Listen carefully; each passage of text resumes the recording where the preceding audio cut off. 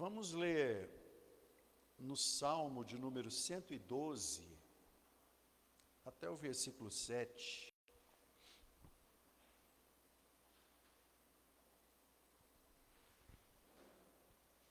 Salmo de número 112, até o versículo 7.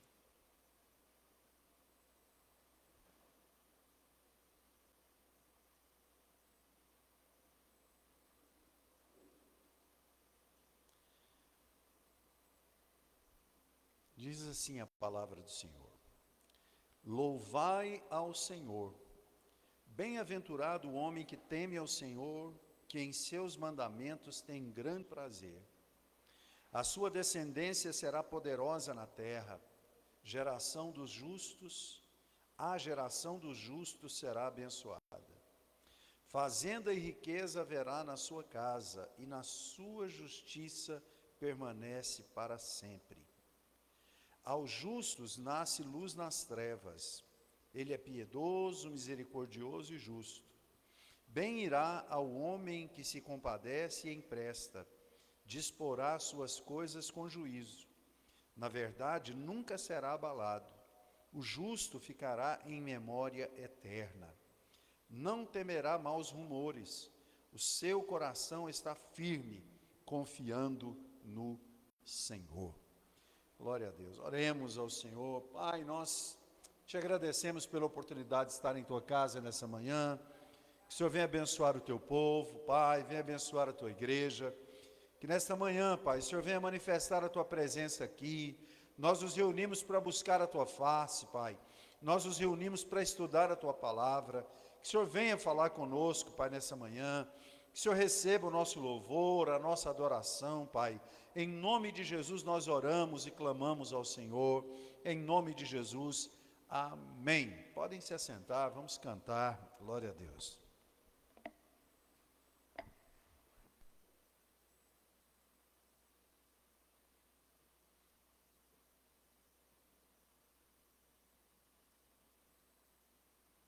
Sara, fala, Senhor, nessa hora. Deus, quero ouvir, Pai.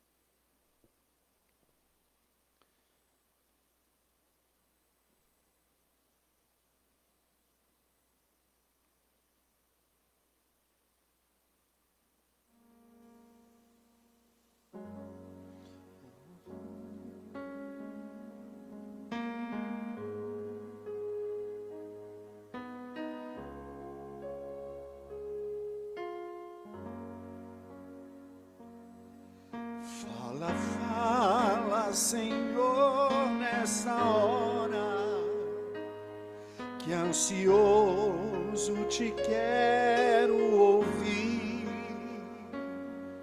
Teu falar dá valor e restaura, e mais sábio me faz no porvir. Ó bendito teu nome em eterno, que tu falas a quem escutar, de saúde, repouso superno, de alegria e paz eternal.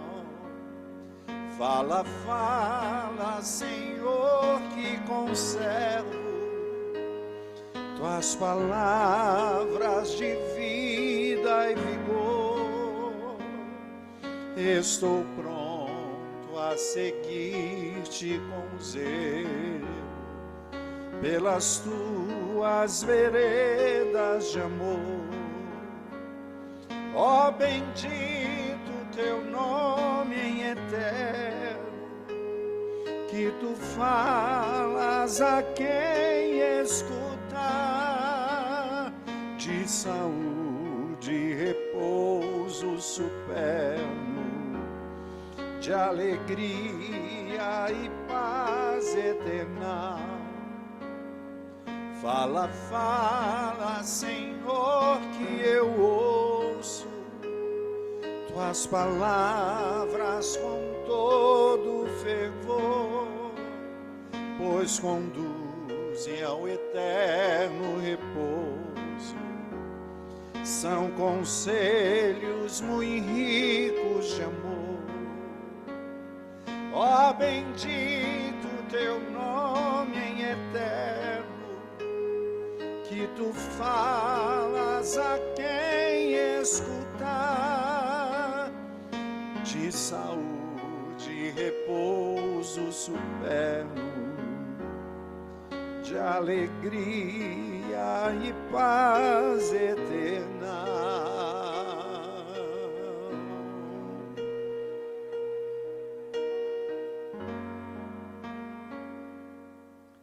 Aleluia, glória ao nosso Deus.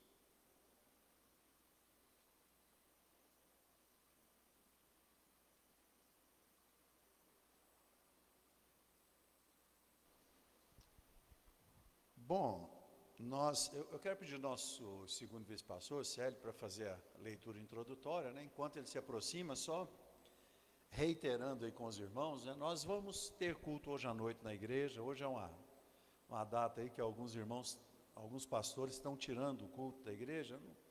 Não vejo nenhum motivo para julgá-los, né? Mas assim,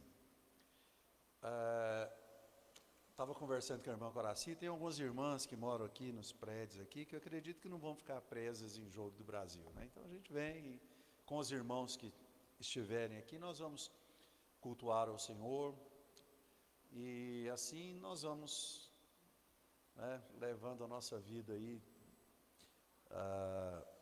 servindo ao Senhor, né?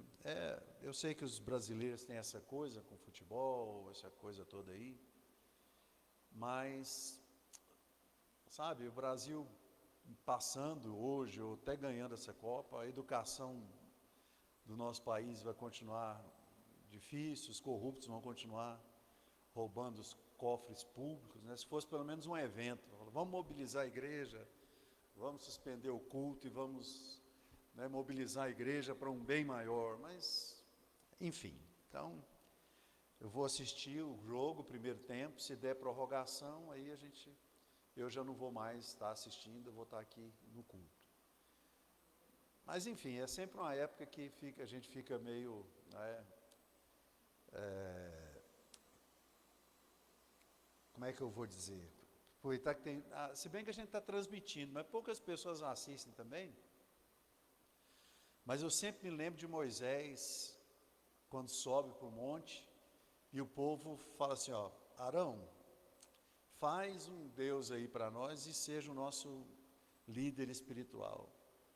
E Arão, para ocupar, ou para manter uma posição, né, que ele já era sacerdote, né, para manter uma posição, ele dá o que o povo queria, né? Então, isso é complicado, né? A gente tem que primar pelas coisas de Deus. Mas é isso, né? A gente entende. Tem gente que não vem no culto às vezes porque está cansado, ou porque vai passar alguma outra programação mais fraca do que a Copa na TV. Eles falam, não, hoje eu não, vou ficar aqui. Então, Copa do Mundo, realmente, as pessoas às vezes optam por não estar na casa do Senhor. Então, de todo coração, não julgo mesmo, né? Mas nós não vamos suspender, não. Enfim. Amém? Glória a Deus. Vamos fazer a leitura com o nosso segundo vice-pastor, Célio.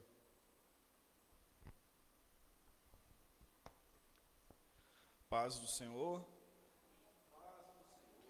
Começando aí uma revista nova, estudar um livro aí tão importante, né, da categoria dos poéticos e de sabedoria, Provérbios. Hoje, com uma alegria, nós vamos ter aí a primeira aula desse trimestre. Tenho certeza que, ao final, aqueles alunos que, assim como a irmã Coraci, né, muito presente, vão sair com mais conhecimento de um livro das Escrituras. E quem sabe ainda ganhar uma tela, né, irmã Coraci?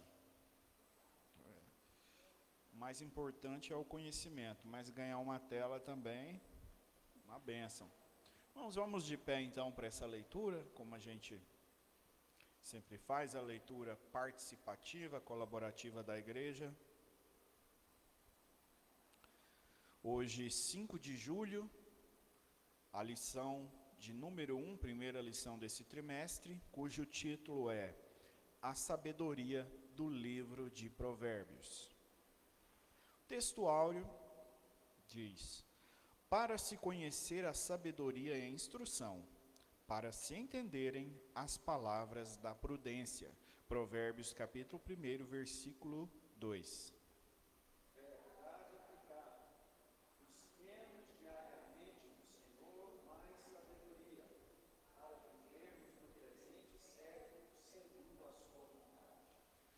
Os objetivos da lição de hoje, o primeiro é enfatizar a aplicação do livro de Provérbios como fundamento para uma vida. O segundo objetivo, reconhecer o livro de Provérbios como uma fonte de sabedoria. E o terceiro objetivo da lição é identificar os princípios do livro de Provérbios no Novo Testamento. O texto de referência que nós vamos ler agora em seguida está também no capítulo 1 do livro de Provérbios, dos Provérbios, né? Quando diz livro de, é do autor, né? Então acho que é o livro dos Provérbios. Capítulo 1, versículos 2, 3, 4, o 5, o 6 e o 7. Provérbios, capítulo 1, versículo 2. Para se conhecer a sabedoria e a instrução, para se entenderem as palavras da prudência. Para se receber a instrução, o entendimento, a justiça, o juízo e a equidade. Para dar aos simples prudência e aos jovens conhecimento e bom siso. Para o sábio ouvir e crescer em sabedoria, e o entendido adquirir sábios conselhos. Para entender provérbios e sua interpretação, como também as palavras dos sábios e suas adivinhações.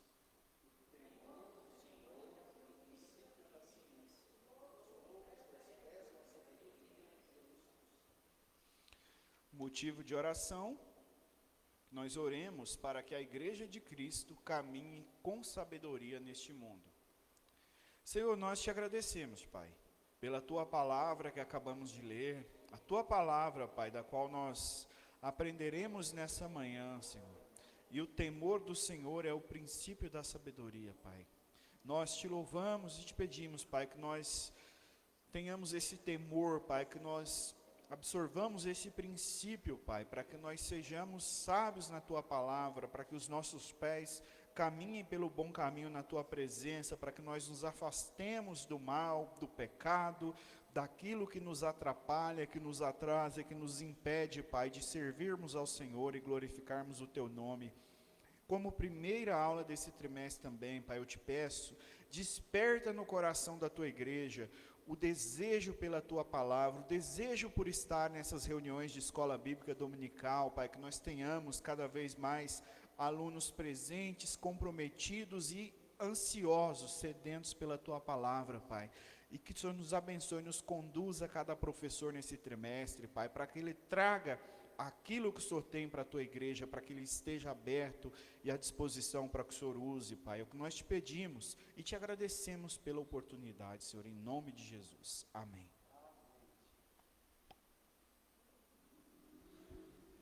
Glória a Deus. Deus abençoe. Meus irmãos, nós vamos estudar nesse trimestre sobre o livro de Provérbios, como já tem sido massivamente divulgado aqui.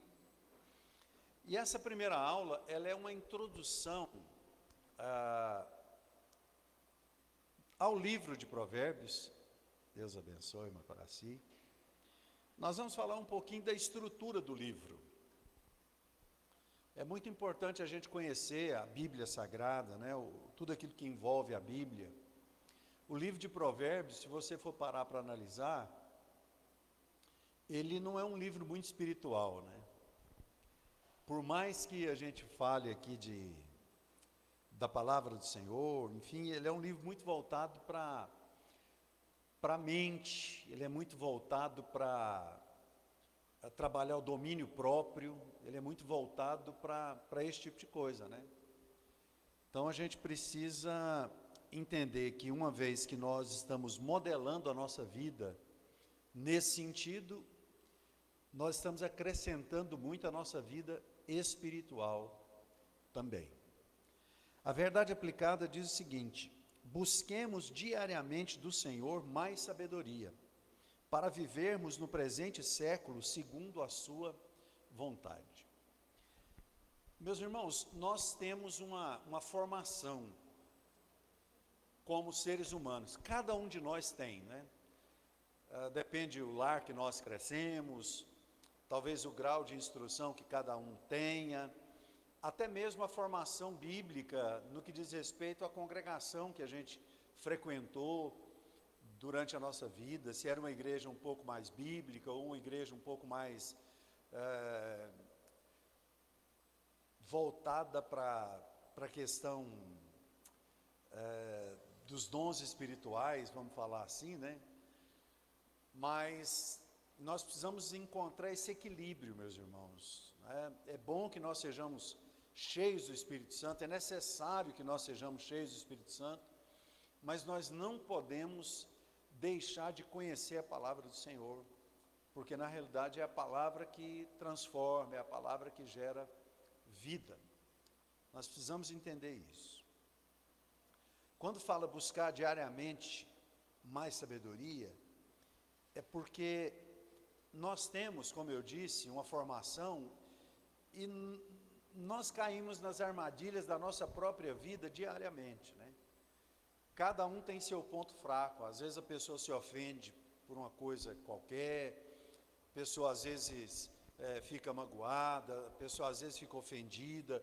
Quando é assim, a gente ainda entende que a pessoa se fecha emocionalmente e sofre com isso, mas algumas pessoas têm raiva, algumas pessoas explodem, algumas pessoas pecam, né? Eu brinquei com um tom de verdade aqui, que nós alteramos a ceia, que seria hoje, nós jogamos para domingo que vem, porque talvez alguém não ia ficar muito satisfeito com a arbitragem lá, né? Ia ficar nervoso com o juiz, ia ficar nervoso com o Ancelotti, ia ficar nervoso com algum jogador, depois ia chegar aqui e ia orar, né? Ia tomar a ceia.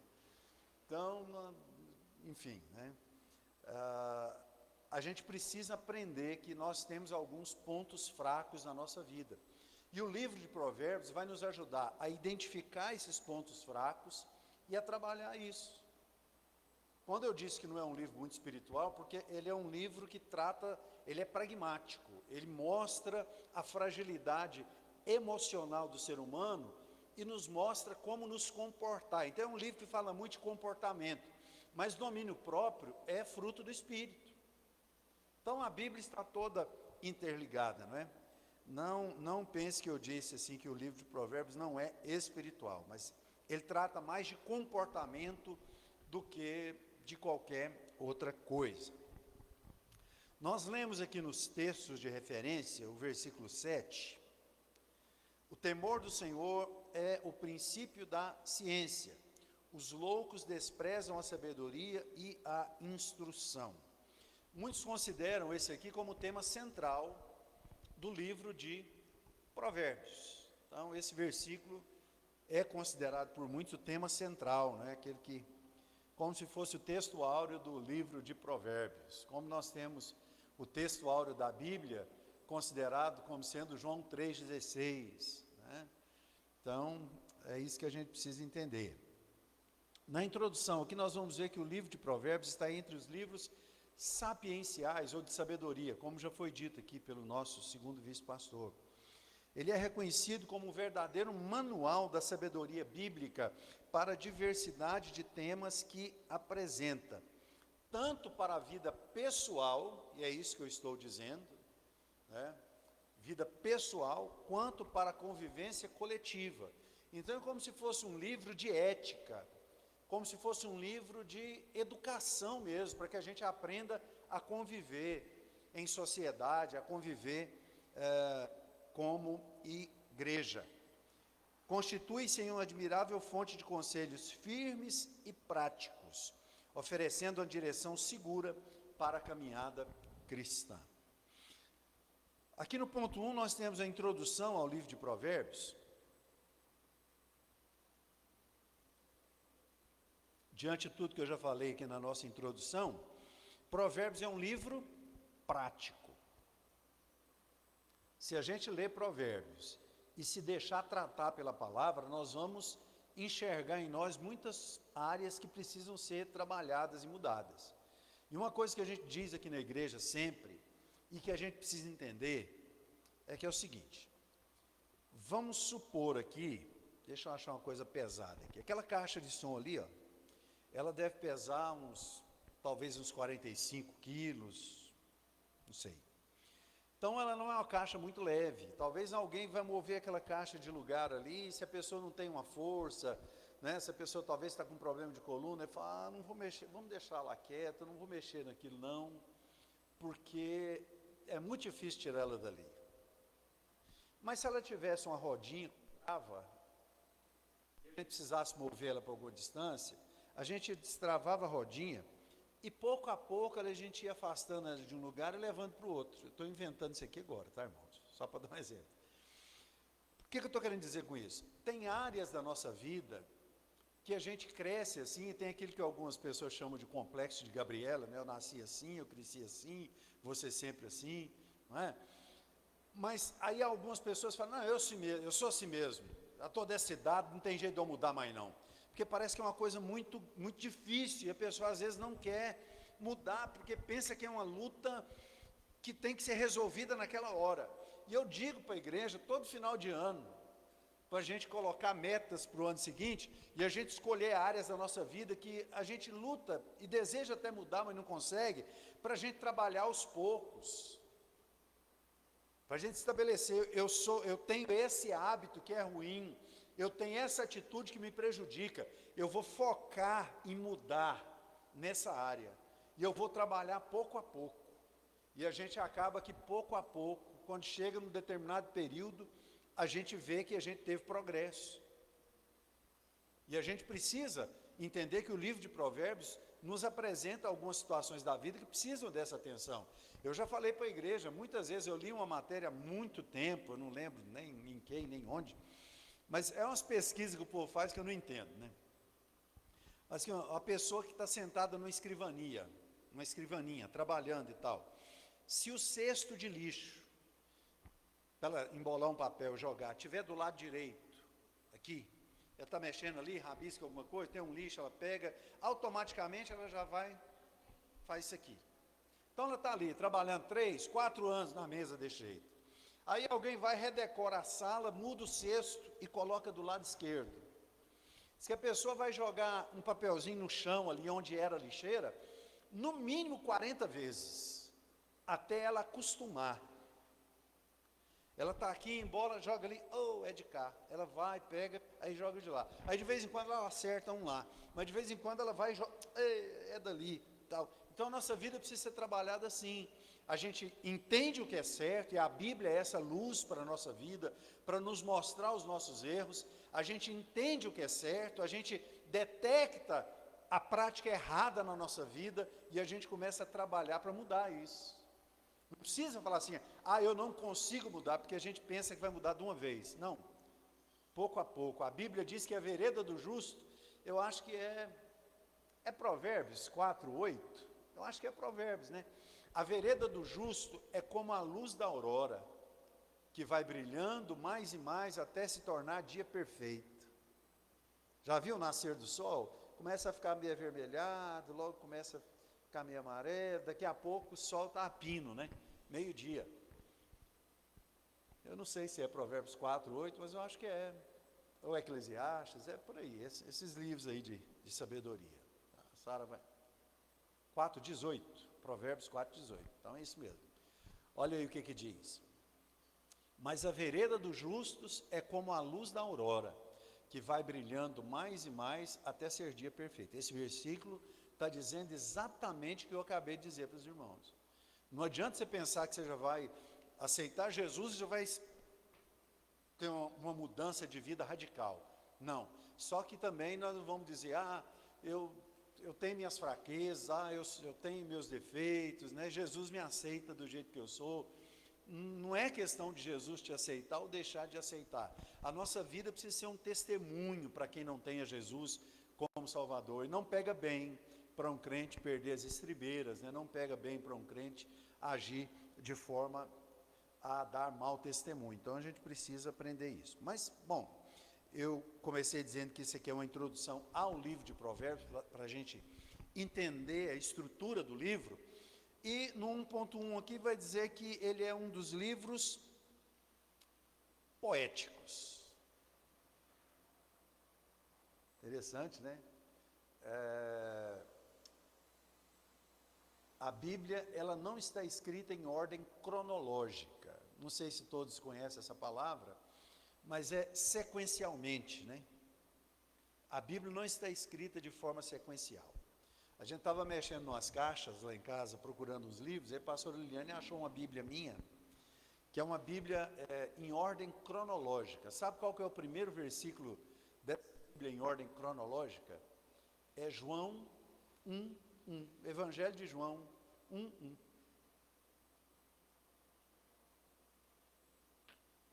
No princípio era o Verbo, e o Verbo estava com Deus, e o Verbo era Deus. Então, essa Bíblia, ela vai, sabe? Então, nós temos ali, por exemplo, Esther. Acho que Esther também está nos livros poéticos, no grupo de livros poéticos, se não me engano, né? Neemias, Esther, Neemias ainda é histórico, mas Jó, Salmos e Provérbios, me ajuda aí, ô seminarista. Esther ainda está... No mesmo grupo de Neemias, então Esther é histórico também, né? Aí nós começamos a entrar no livro de Jó, que já é poético. O livro de Jó já é poético. Aí tem Provérbios, Eclesiastes, Salmos, né? É Jó, Salmos, Provérbios e Eclesiastes. Essa é a ordem. Mas não quer dizer que eles tenham sido escritos nessa ordem, meus irmãos. Isso foi um agrupamento que, quando foi fazer o cânon bíblico, eles resolveram colocar, primeiro, 5 livros de Moisés, chamado Pentateuco, depois os livros históricos, depois livros poéticos, depois livros proféticos, aí vem evangelhos, porque a gente chama o evangelho de Novo Testamento, mas não sei se vocês sabem, o livro do evangelho, os evangelhos, não é Novo Testamento ainda. Isso é uma questão mais teológica. Não tem problema você falar que os evangelhos é Novo Testamento, mas o testamento, ele é validado quando o autor morre, né?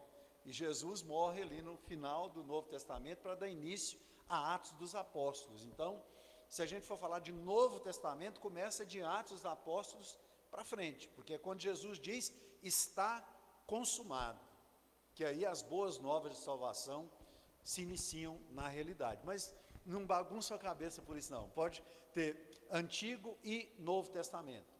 Aí nós temos os evangelhos, temos o livro histórico do Novo Testamento, que é Atos dos Apóstolos, depois nós temos as cartas de Paulo, aí tem Tiago, né?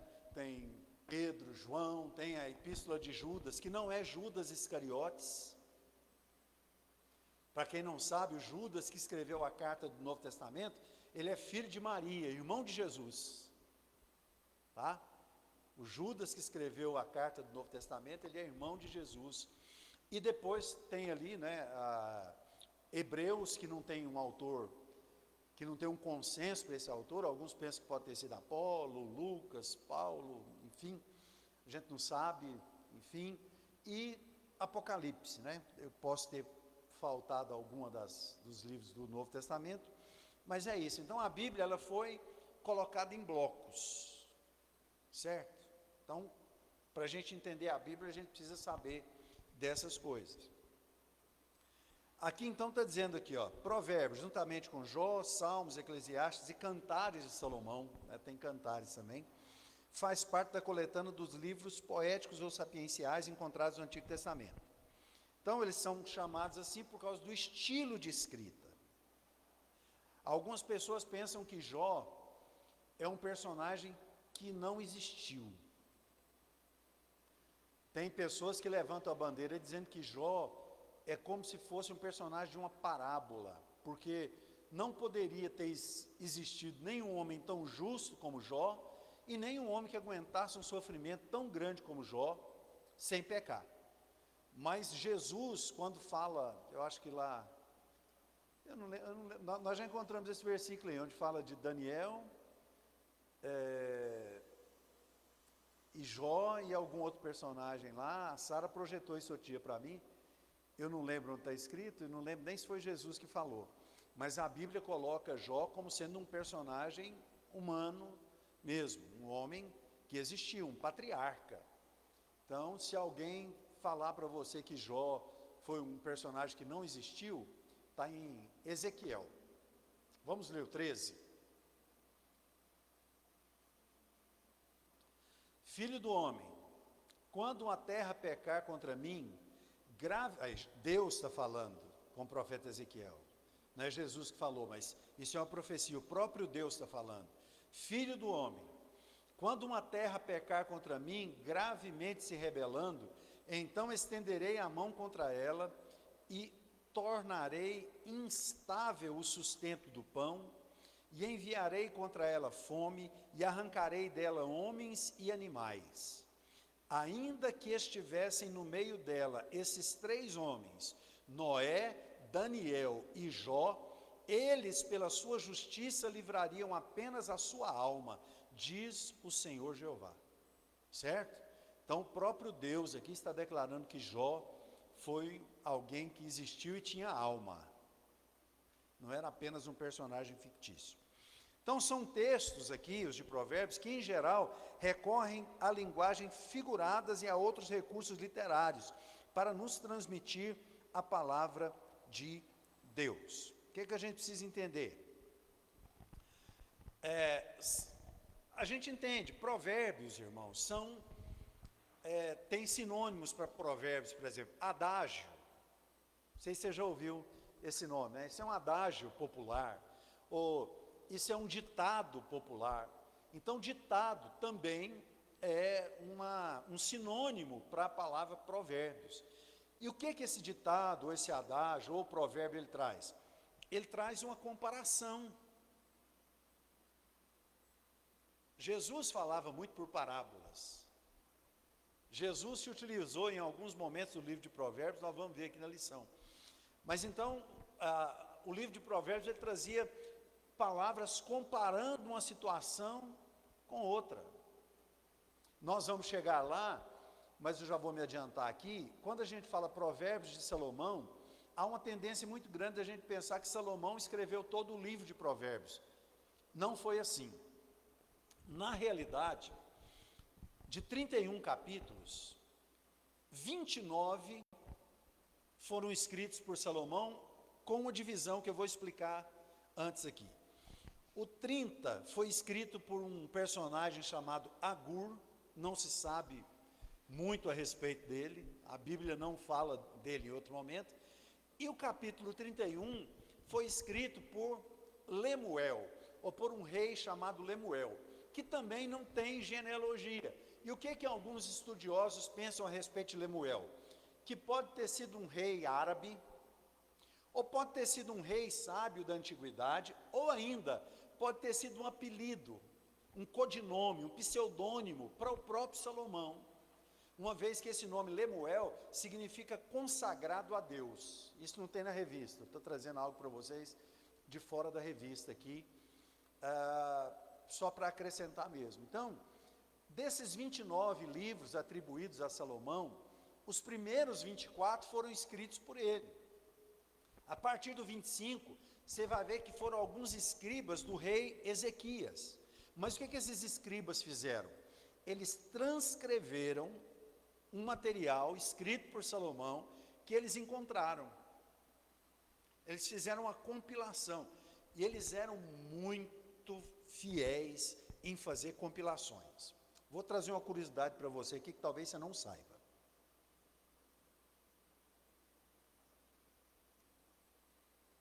Tinha os escribas, ou copistas, quando eles iam fazer cópia de alguma carta, ou de algum livro do Antigo Testamento, eles punham numa sala cerca de 30, 40 pessoas, cada um com um papel na mão, um papiro, alguma coisa, né, uma pena com tinta, e tinha alguém lendo o original, certo?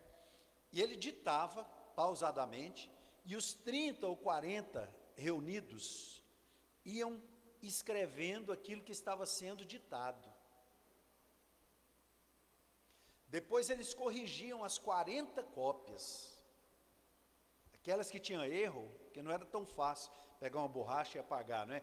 Eles descartavam aqueles que estavam errados e ficavam só com as cópias que estavam literalmente como o original estava escrito. Então, quando diz lá, coloca Provérbios 25, talvez a gente vai passar despercebido por esse versículo aqui, só para a gente entender.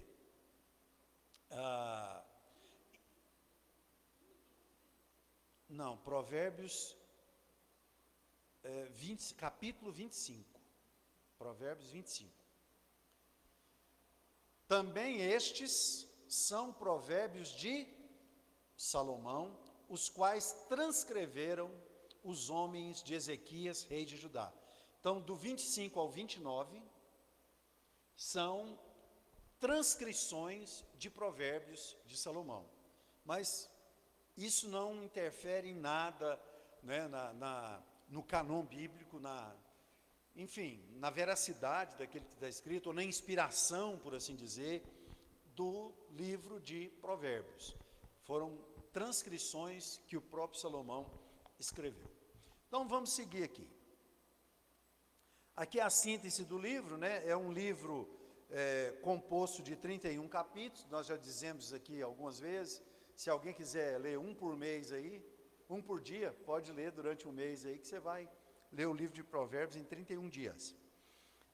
Ele é admirado por cristãos, também por não cristãos, uma vez que trata de aspectos comuns a todos, como a excelência da sabedoria, o perigo das más companhias, a advertência sobre servir como fiador para outros, e o risco da soberba que precede a ruína. Então, como eu disse aqui na minha introdução, ele é um livro que nos ensina a lidar com as questões humanas, com o convívio social.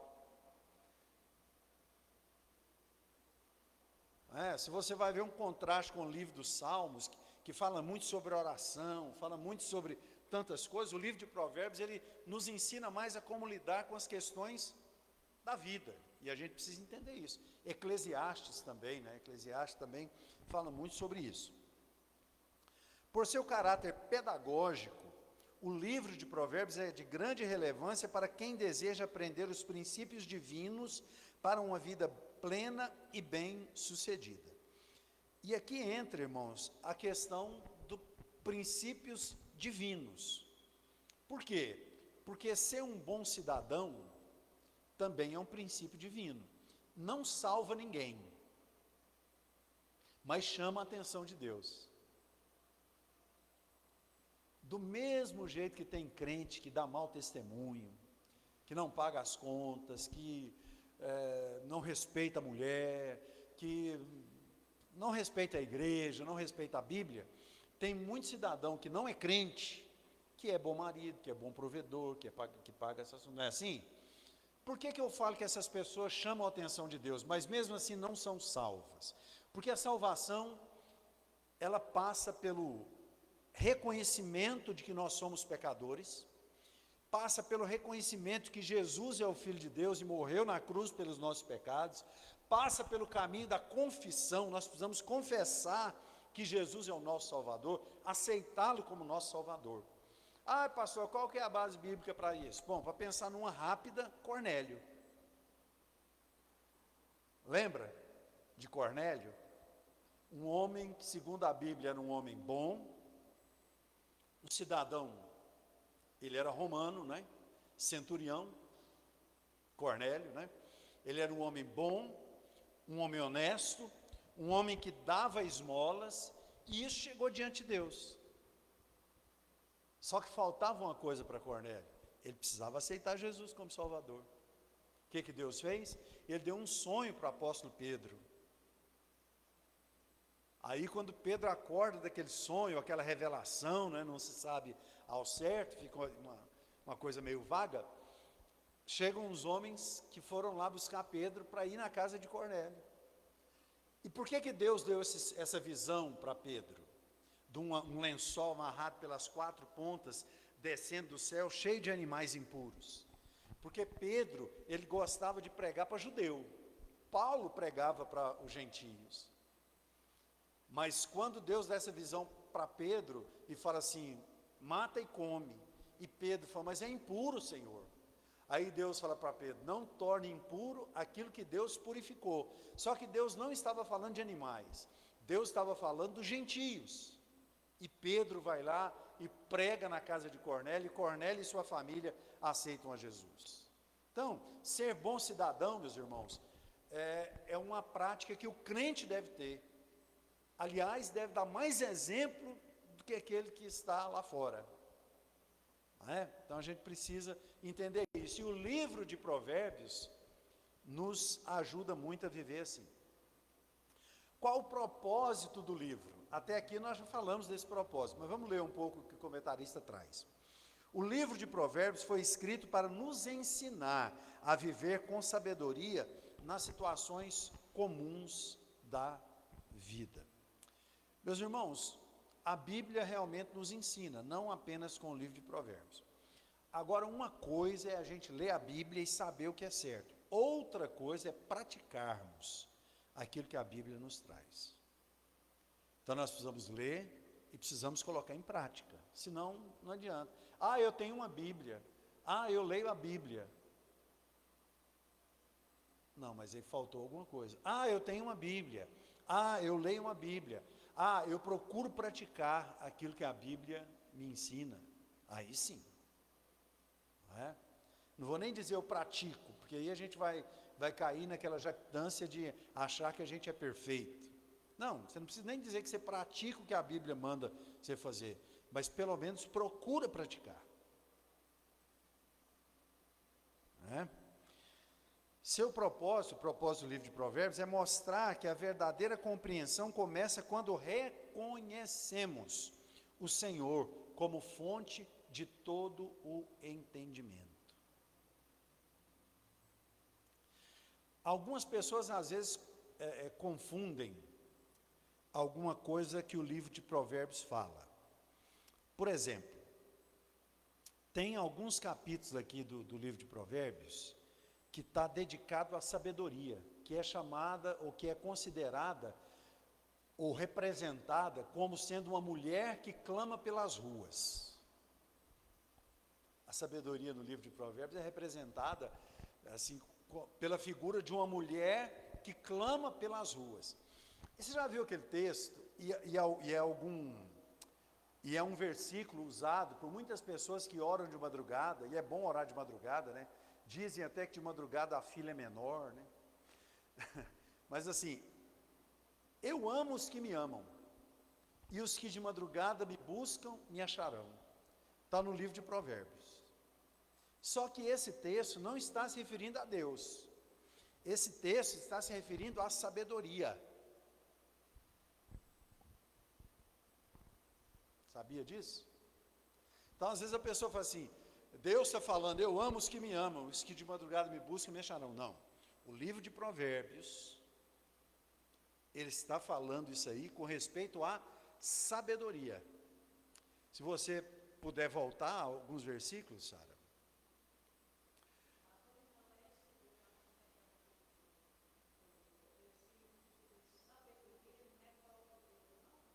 Se a sabedoria é o próprio Deus, só lembra o versículo que nós lemos lá, o versículo 7 do capítulo 1?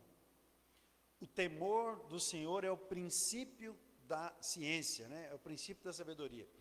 Sim, a sabedoria representa Deus nesse caso, porque a sabedoria está diretamente ligada à vida ativa do crente. A Bíblia fala assim, aquele que ganha almas, sábio é.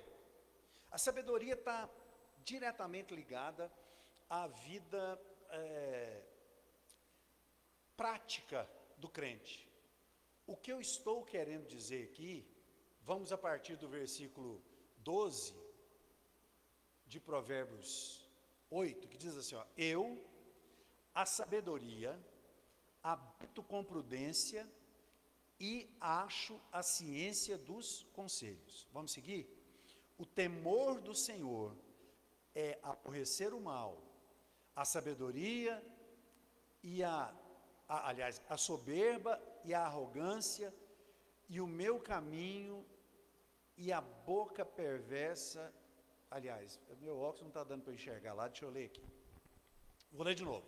O temor do Senhor é o aborrecer o mal, a soberba e a arrogância e o mau caminho, e a boca perversa aborreço.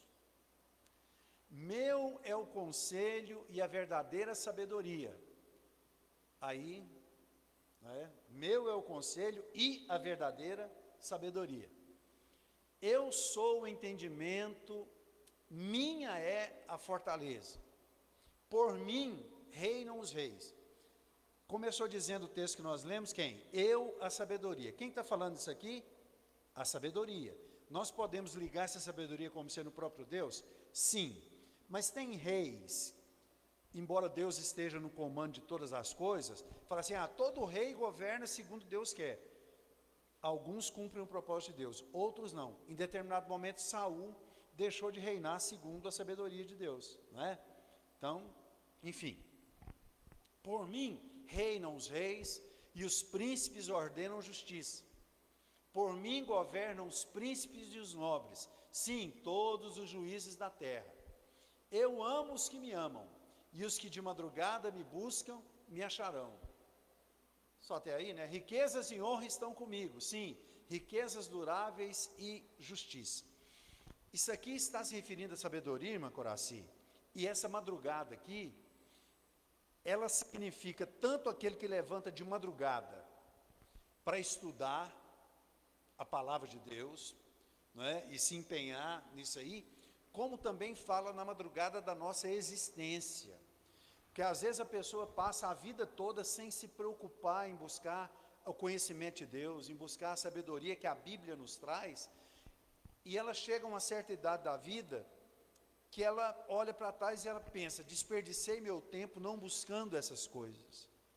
Então quando fala, os que de madrugada me buscam, me acharão, está falando para a gente não desperdiçar o nosso tempo.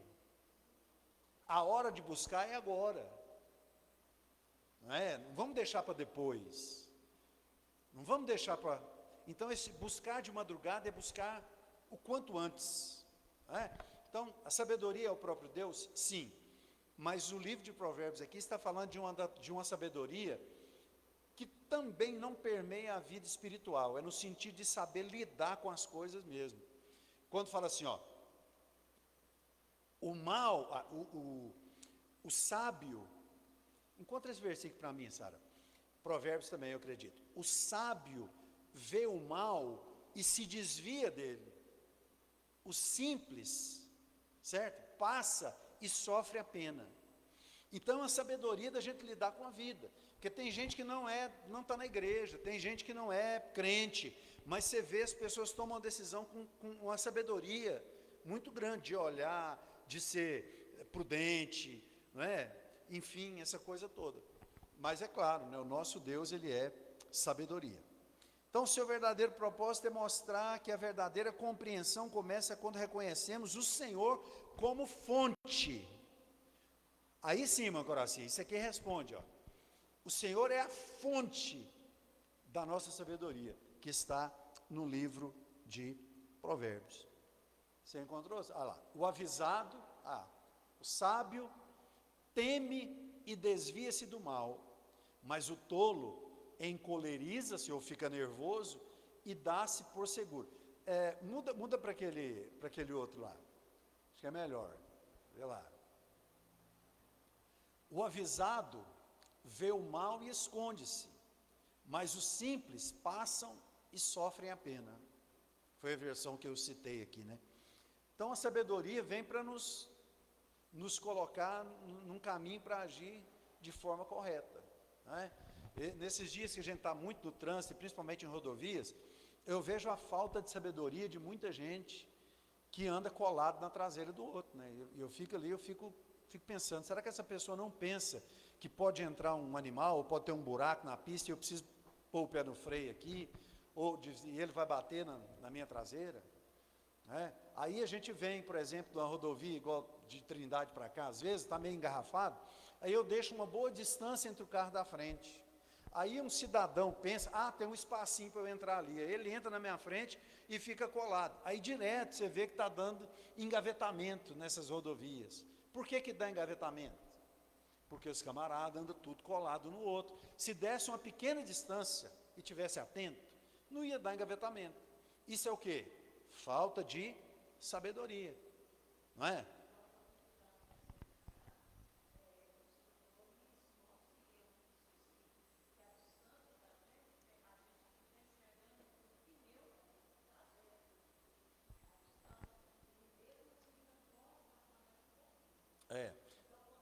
Isso, isso é para dentro da cidade, Macoraci. Na rodovia, eles dizem que é assim, eu não vou lembrar aqui o que é correto, eu preciso até rever isso. Mas se assim, se eu tiver a 60 km por hora, eu tenho que estar a pelo menos 30 metros de distância do carro da frente. Eu acho que é a metade da quilometragem em metros. Se eu tiver a 120 quilômetros, eu preciso estar a pelo menos 60 metros de distância do carro da frente. Isso é o que a lei nos manda fazer, né? Mas tem gente que não, está a 100, está colado dessa distância na frente do outro, assim. Deus me livre disso. Então, sabedoria não tem só a ver com questão espiritual, tem a ver com a convivência diária. E o crente precisa ser sábio, né? É claro que uma pessoa que é crente e é sábia para conviver socialmente, ele vai ser um bom crente. Então, está tudo interligado, né? Está tudo interligado. Como eu já citei o exemplo de Cornélio, que era muito sábio, mas precisava ser crente. Provérbios aponta para um jeito de viver marcado por justiça, equilíbrio e maturidade espiritual. Provérbios 3,13, Sara. Vamos ler. E nos convida a buscá-la como prioridade. Bem-aventurado o homem que acha sabedoria e o que adquire conhecimento. 4,7. Quando fala que nos convida a buscá-la com prioridade. A sabedoria é a coisa principal. Adquire, pois, a sabedoria. Sim, com tudo que possuis, adquire o conhecimento. Então, é uma coisa que nós precisamos buscar. E, reiterando, né? Nós estamos numa aula, quanto mais a gente repete, mais a gente aprende. A gente precisa buscar a sabedoria para desenvolver a nossa vida espiritual também. Então, o nome do livro, aqui no original, em hebraico, eu não vou saber pronunciar, mas pronunciando em português aqui, está aqui, Mishle Shalomó, ou seja, Provérbios de Salomão, literalmente, que aponta para o conceito de comparação. Eu falei isso na minha introdução aqui, dizendo que esses provérbios é para comparar uma coisa com outra, né? É comparar, assemelhar, enfim, é uma parábola, é um dito sábio, tudo aquilo que eu já falei na minha introdução aqui. A autoria dos provérbios, já falei sobre isso aqui.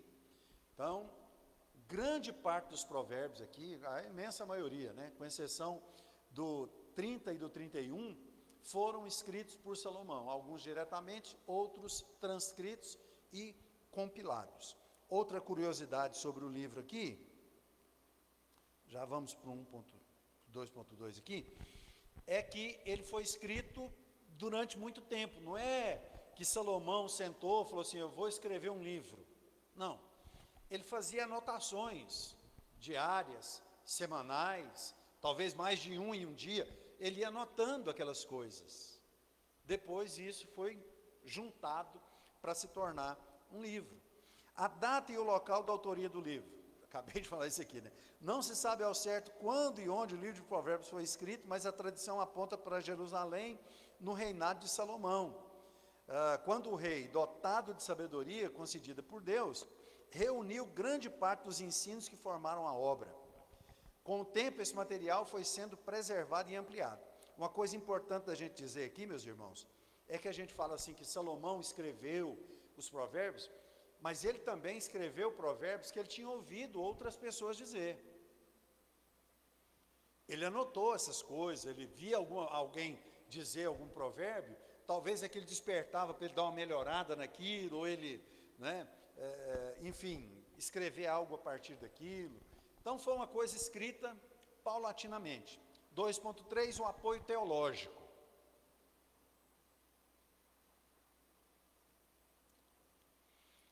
O apoio, isso que é muito importante, né? O apoio teológico do livro de Provérbios está no fato de que sua sabedoria prática nasce de um coração voltado para Deus e submisso à sua vontade. Embora eu tenha dito que o livro do Provérbios nos ensina a viver em sociedade, todos os princípios apresentados aqui estão ligados ao temor do Senhor e à prática da palavra de Deus. Então, a gente precisa entender isso. Seus ensinamentos mostram que a verdadeira vida bem-sucedida não é medida apenas por conquistas humanas. Lembra de Provérbios 16:3? Não está aqui, pelo menos eu não o encontrei aqui na lição, lembrei dele agora, que eu sempre cito aqui, e aqui nós vamos falar sobre Deus, né? Literalmente sobre Deus. Confia ao Senhor, e aqui não está falando sobre sabedoria, está falando sobre Deus, né? Confia ao Senhor as tuas obras, e teus pensamentos serão estabelecidos. Então sempre é sabedoria ligada à vida com Deus. O livro de Provérbios passa por esse caminho. Então, seus ensinamentos mostram que a verdadeira vida bem-sucedida não é medida apenas por conquistas humanas, mas pela capacidade de agir com discernimento dentro do mundo que Deus criou. Então a gente precisa entender isso aqui. Tem um livro que está sendo citado aqui, né? A Sabedoria, um livro de um autor aí, Derek Kidner, página 14 de 2017. A sabedoria apresentada em Provérbios é profundamente teocêntrica. Então, é aquilo que eu acabei de dizer. Embora seja uma sabedoria que nos ensina a conviver no mundo, ela nos ensina a conviver num mundo de acordo a não ferir os princípios bíblicos. Porque se a gente for olhar para outros livros que ensinam algum tipo de sabedoria, por assim dizer, né? Você vai ver aí o Príncipe de Maquiavel, por exemplo, um livro muito famoso aí no meio dos líderes e pessoas que estudam muito, né? Para quem já ouviu falar aí de Maquiavel, né? E do livro Príncipe, desse livro vem aquela frase: os fins justificam os meios. Isso não é bíblico. Então, esses livros seculares, eles trazem estratégia humana para você ser um vencedor, mas passando por cima dos outros. Quer dizer, o fim justifica os meios. Isso é escrito por alguém.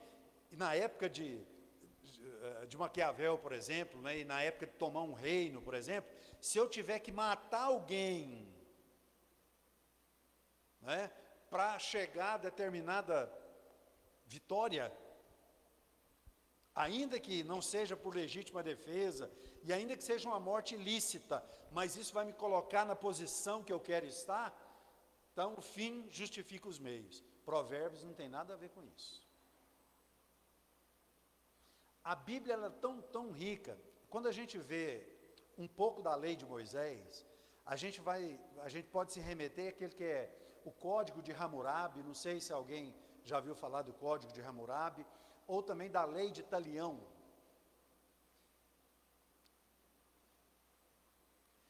Quando se fala na lei de Talião, por exemplo, olho por olho, dente por dente, alguém fala assim: gente, mas que coisa brutal.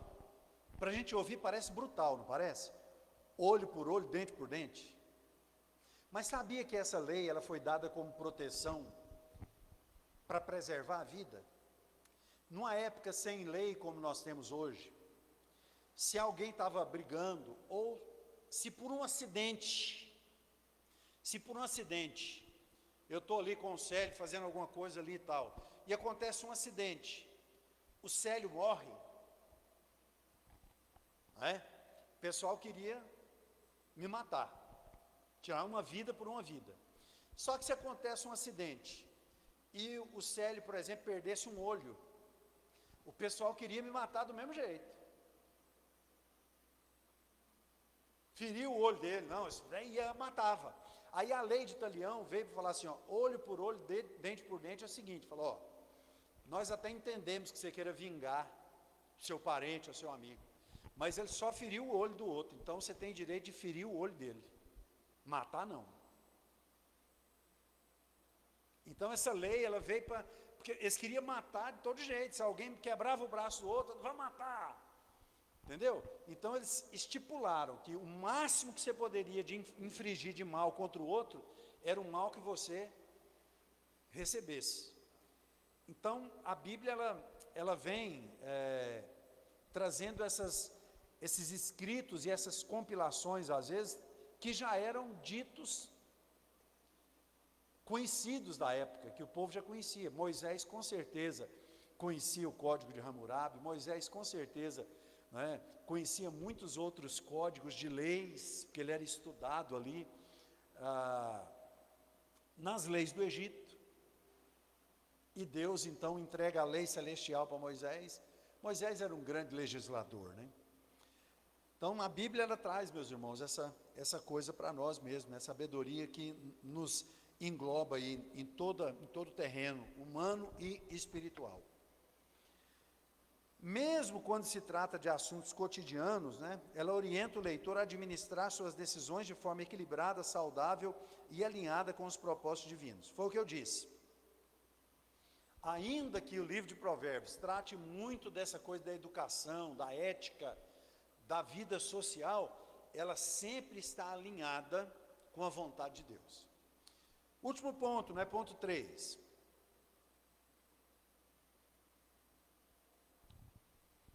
Quando esteve nesta terra, Jesus fez uso do livro de Provérbios, tanto diretamente quanto por alusão. Lembra que eu falei disso na introdução? Embora nunca cite Provérbios pelo nome, ele usou expressões, temas e versículos específicos desse livro em seus ensinamentos. Assim é possível afirmar que existe uma intertextualidade entre Provérbios e o Novo Testamento. A parábola de Jesus sobre a escolha dos primeiros lugares pelos convidados para banquetes, que está em Mateus 23, 6 e 7, Lucas 14, 7 a 11, está relacionada com Provérbios 25, 6 e 7. Vamos ler? Provérbios 25, 6 e 7. Não te glories na presença do rei, nem te ponha no lugar dos grandes, porque melhor é que te digam, sobe para aqui, do que seres humilhado diante do príncipe a quem já os teus olhos viram. Eu tenho aprendido muito, né, com a palavra do Senhor e com essa questão mesmo assim.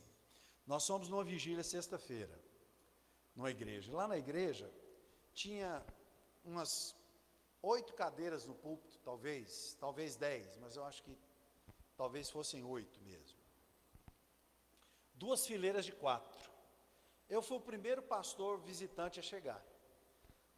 O pastor falou, vai lá para o púlpito, pastor. Eu fui e sentei na primeira fileira, no canto, ajoelhei e me sentei ali. Aí o pastor Samuel César, que é o vice-presidente do campo, ia pregar na vigília. Eu já fiz o cálculo, falei assim, bom, tem um pastor dirigente que vai sentar na primeira.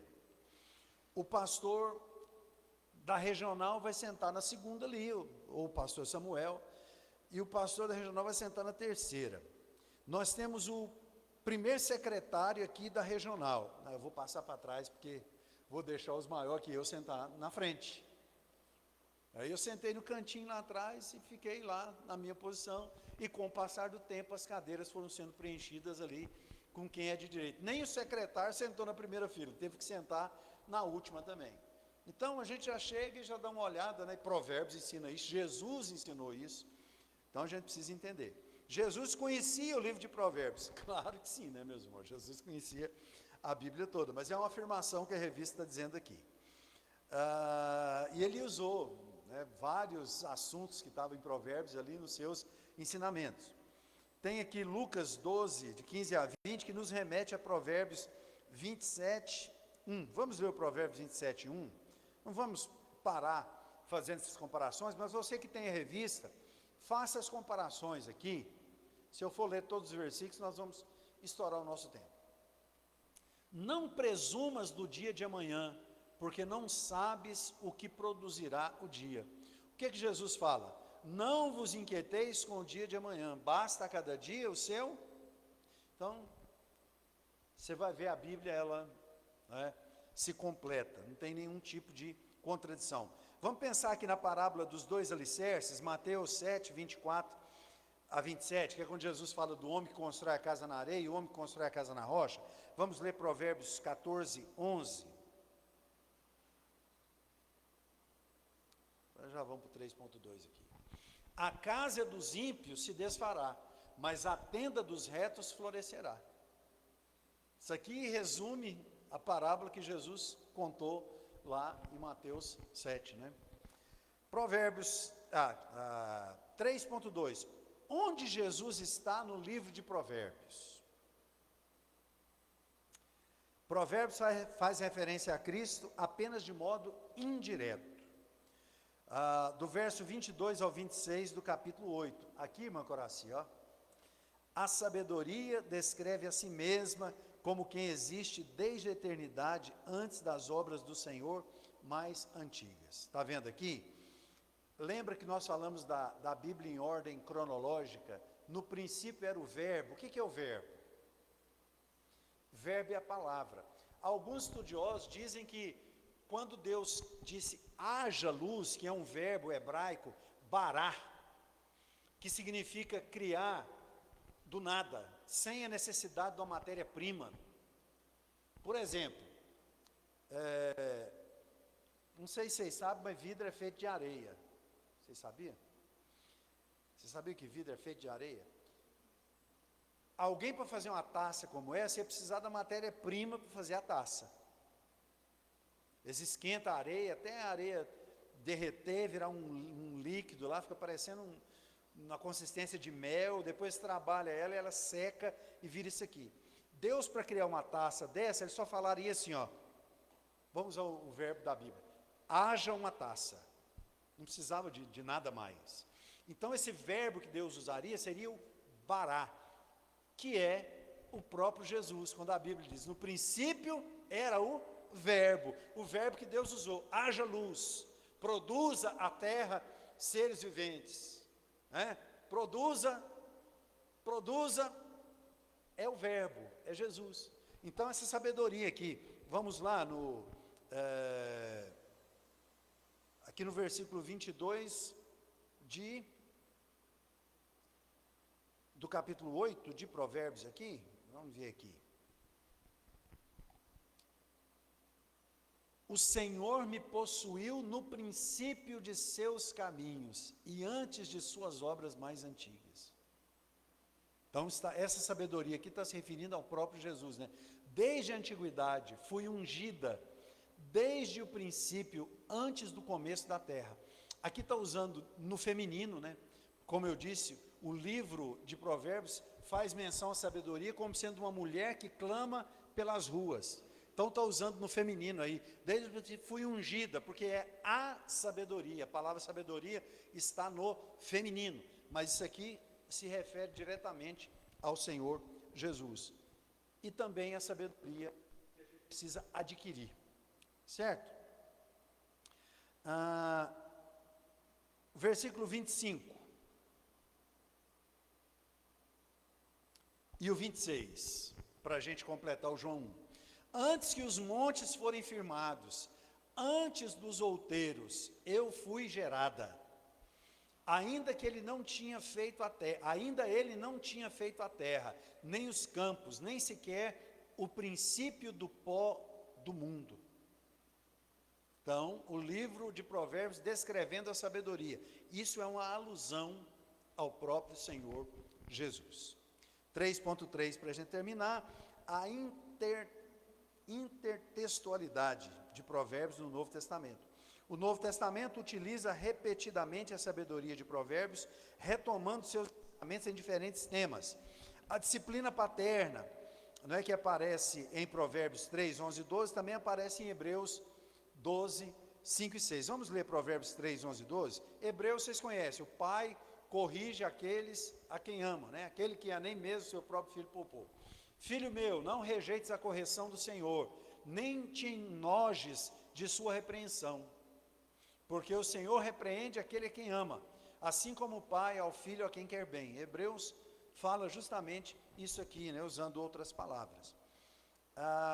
O amor que cobre o pecado é visto em Provérbios 10, 12, e é reafirmado em 1 Pedro 4, 8. O ódio excita contendas, mas o amor cobre todas as transgressões. Lembra que fala que aquele que vamos ler 1 Pedro 4, 8, aquele que fala que cobre multidões de pecado. Mas sobretudo tende ardente amor uns para com os outros, porque o amor cobrirá a multidão de pecados. Vê como as coisas, né, se interligam. A humildade diante dos outros é ensinada em Provérbios 25, 6 e 7, e retomada por Jesus em Lucas 7, 11. Não te glories, nós já lemos isso aqui, né? Vamos ler então, Lucas 14, 7 a 11. Depois vocês vão e completam essa leitura em casa, para a gente já partir para o encerramento aqui. E disse aos convidados uma parábola, reparando como escolhiam os primeiros assentos, dizendo-lhes: quando por alguém fores convidado às bodas, não te assentes no primeiro lugar, para que não aconteça que esteja convidado outro mais digno do que tu, e vindo o que te convidou a ti, a ele te diga: dá o lugar a este, e então com vergonha tenhas de tomar o derradeiro lugar. Então isso é uma coisa simples, né? Quem lê a Bíblia já dá uma filmada e já sabe o que deve fazer e como deve proceder. Então, meus irmãos, essa foi uma introdução ao livro de Provérbios, né? Um resuminho aqui só para a gente entender. Então, o livro de Provérbios é chamado Provérbios de Salomão. De 1 a 29 são escritos de Salomão, não quer dizer que ele concebeu todos eles, ele pode ter ouvido algumas coisas e escrito ali, não é? Mas é atribuído a ele. O 29 foi escrito por um homem chamado Agur, e o 30 foi escrito por um homem chamado Agur, e o 31 foi escrito por um rei chamado Lemuel, que não se sabe exatamente quem foi, pode até mesmo ser o próprio Salomão. E é nesse 31 que tem ali um poema, que é escrito em forma de acróstico. É uma curiosidade a mais que eu deixo para vocês. Sabe o que é um acróstico? Acróstico é um acrônimo. Você coloca uma letra, por exemplo, você escreve amor.